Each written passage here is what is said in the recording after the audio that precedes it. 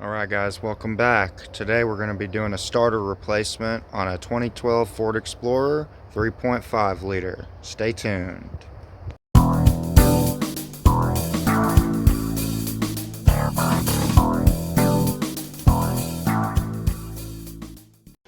Alright, so the first thing we're going to want to do is go ahead and disconnect the negative terminal on the battery.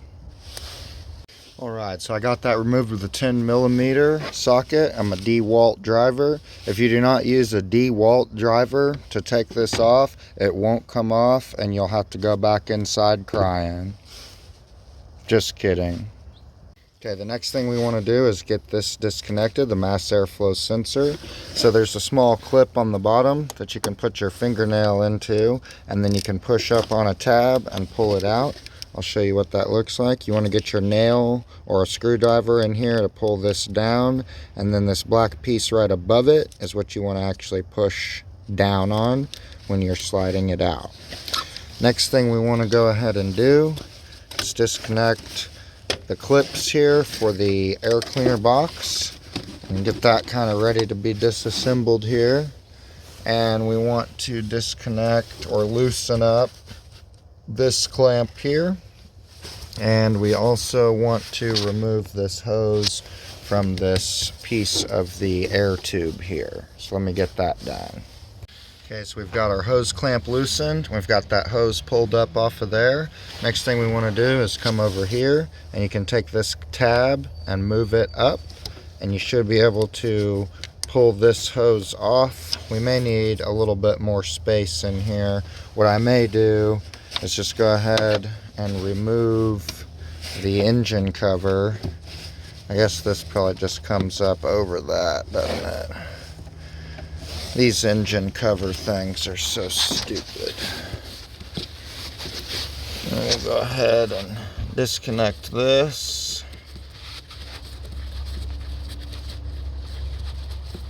Get that unscrewed out of there.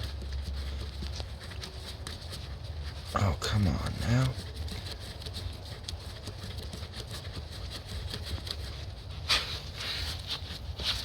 Thing don't want to come out. Wait a minute. I got it. There we go. That should come up. Can you get this whole thing out of there? Probably another one of these. Yeah, looks like one of those little pull tabs. So we're going to come over here. We're going to get us a pair of dikes or cutting pliers. We're going to stick them right on there and pull that piece up just like that, being careful not to cut it, of course. And then that pops out of there just like that. Set these down. Get this up out of here. And that should give us a little more room to pull this hose, the PCV hose, off of there. I might actually go ahead and remove it right here as well, or instead, because now we got a little better pull on it. Get that tab pushed over, we'll pull it out. There we go. That seems a little easier to get it off that way. We'll set that down. Now, this whole piece should come out. We gotta get these tabs back here out of the slots on the bottom part of the airbox. And then of course you have to pull this off of the throttle body, and then this whole thing should come out. Set that down. And now I'm going to go ahead and remove the rest of the airbox. Air filter's not great, but it's not terrible. Go ahead and set that down. And then I believe that this part should just pull up once we take those two 8mm out. So I'm going to go ahead and do that. It's on there crooked. Let me grab a swivel. Alright, so I was able to get those 8mm bolts out just using a swivel socket. And then now this should just pop up and out of here. It may take some finagling, And it may actually take 2 hands as well. Maybe not. I got it. Here we go. We'll get that out of here. Maneuvered. Probably a good idea to go ahead and dump all that crap out of there. Wow, look at all that. This is your own vehicle and you're doing this. You might even want to take a garden hose or something to clean it out, but just personal preference. Not going to really hurt anything as long as you have a good air filter in it.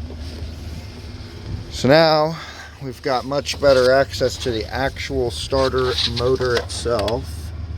It's right down there. So what we're probably going to have to do, I'm going to double check on this, but we may end up having to remove the shift lever here.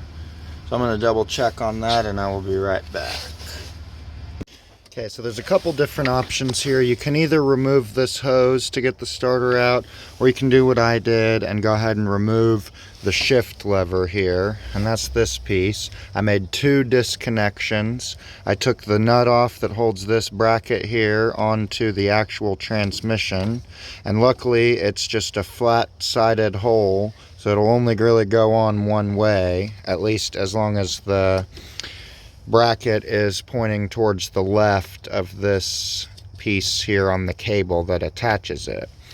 So the other part you have to take off is down here in this area. You can kind of see this hole here that my finger's next to, and then there's another one right here, and those are going to line up with each little side ear of this yellow piece, and that locks it in.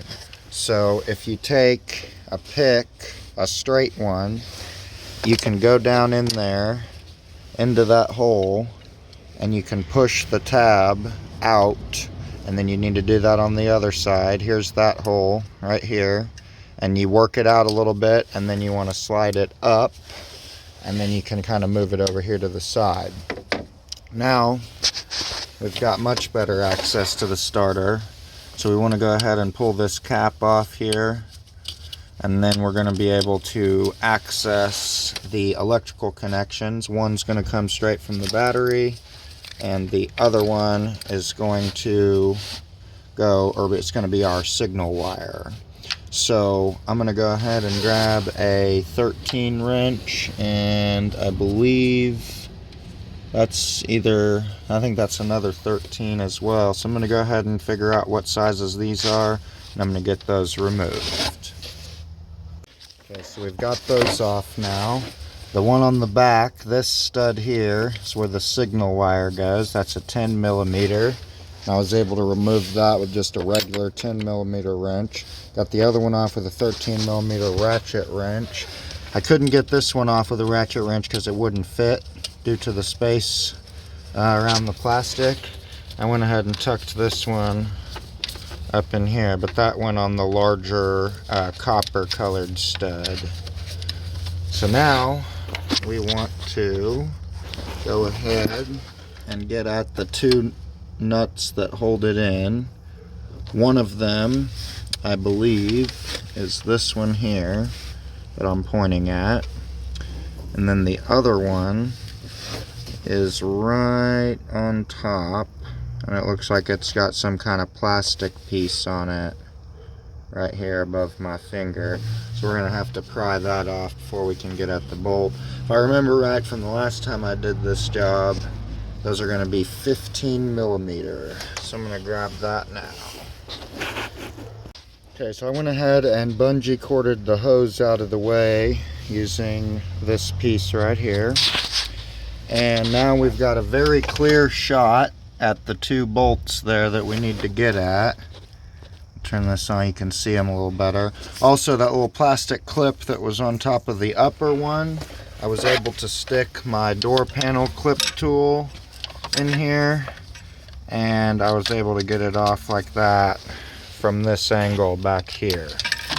And sorry my light went off. I guess my phone is nearly close to dead, but we're going to go ahead and get those bolts off now.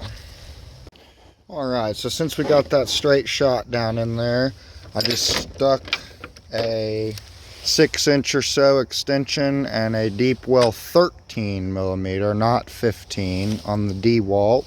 And was able to just pull those right on out of there.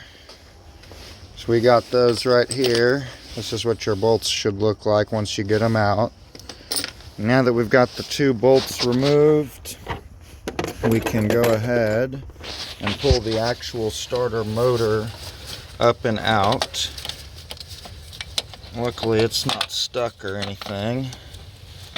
Kind of like the design of these, honestly, where you can replace them from under the hood. That's incredible, because as a mobile mechanic, not having a lift, it's quite a pain to be under a car all the time, I must say. So it's really nice when you can do these like this. I'm trying to fish it out of there with one hand. It's not wanting to come out. There we go, we're getting it. Careful of that hose. Don't want to cut it, but this is what your starter should look like, what the old one looks like anyway. And I believe on the bottom, yeah, there are some alignment pins, I guess you'd call them. And I don't know if these are supposed to stay in the engine or if they come with the starter, but I guess we're going to find that out here in just a moment.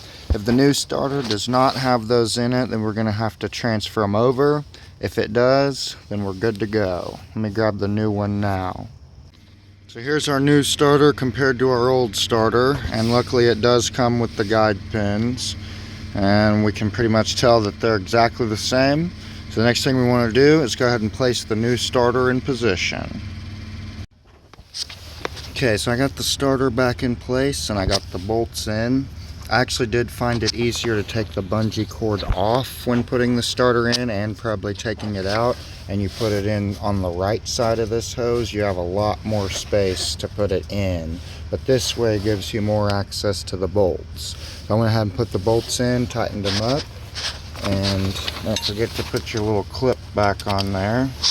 Next we can go ahead and reconnect the electrical to the starter itself, and we can release our bungee cord. Okay, so now we've got our signal wire and our B+ terminal reconnected to the starter using the 10mm and 13mm wrenches. Then we went ahead and put the red protective cover back on. Next thing we need to do is bring this back down here, and then back in this area we want to slide it on into place. Once you get it in there, you can push it down and it'll snap in. Then we'll take this and we'll make sure it's lined back up on there. Like I said, pretty much only goes one way. And then now that we've done that, we can go ahead and put the nut back on right there. We do want to make sure that it's fully seated onto the flat part. So make sure that that's on there all the way properly. Just like that. Once you've got that reconnected down there, that nut, you can go ahead and reconnect the battery really at any point once you're done reconnecting the electrical on the starter. And I went ahead and placed the lower part of the air cleaner box back into position, making sure that the pin under this hole and this hole are lining up with the holes in the chassis underneath it. And then I got those 2 bolts put in. So next thing we want to do is grab our air filter, go ahead and replace it back into the air cleaner box. And we'll go ahead and put the top piece back on, making sure to reconnect our PCV hose to it, as well as our mass airflow sensor and the hose, as well as the clamp around the throttle body. Don't want to forget anything that's supposed to be connected here. And this is how it should look once you're all done with that. Remember the tabs that go in over here when you're putting this assembly back on. I would recommend putting those in first, That's going to make it a whole lot easier to position the rest of it. Then put your throttle body end on. Then you can clamp these clamps on, put this hose on, reconnect to mass airflow sensor, making sure to push the safety clip back in. You can go ahead and tighten the hose clamp. Then you can put your PCV hose back on. These just click right in. You don't have to worry about the tab or anything. You just push right in on both sides and it'll click into place. Last thing we got to do is our engine cover. And we got the engine cover back on, making sure to put this clip and this one back here back in place. Make sure the oil cap's on and whatnot. And we are all finished up. Let's see if it starts. Alright, started right up too. Very nice. And that's the end of our starter replacement video. Got my face a little bit dirty on that one. I appreciate y'all watching. If you liked the video, please go ahead and like, comment, and subscribe. If you've ever done a starter before on a vehicle, leave a comment down below about what your experience was like. Otherwise, I'll see you next time, and I hope you have a great rest of your day.